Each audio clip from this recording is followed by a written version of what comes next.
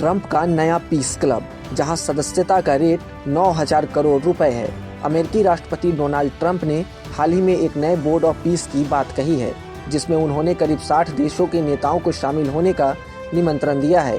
इसमें भारत, पाकिस्तान, इटली, तुर्की जैसे देशों के नाम शामिल हैं। लेकिन सबसे बड़ी बात यह है कि यह बोर्ड फ्री नहीं है।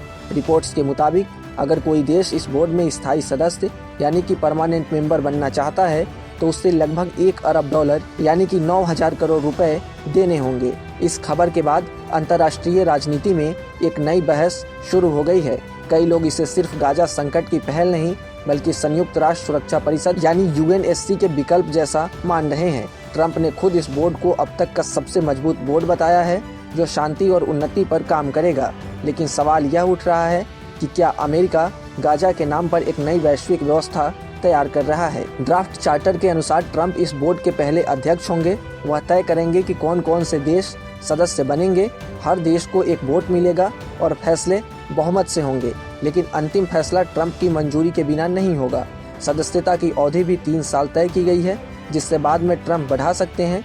लेकिन एक बड़ा नियम है, अगर कोई देश पहले साल में $1 अरब से ज़्यादा नगद योगदान देता है तो उससे 3 साल की सीमा नहीं लगेगी और वह स्थायी सदस्य यानी कि परमानेंट मेंबर बन जाएगा। इस फंड का इस्तेमाल बोर्ड के खर्चों के लिए कहा गया है, लेकिन इसमें यह साफ नहीं है कि पैसा कहां और कैसे खर्च होंगे। बोर्ड के काम करने का तरीका भी अभी पूरी तरह स्पष्ट नहीं है।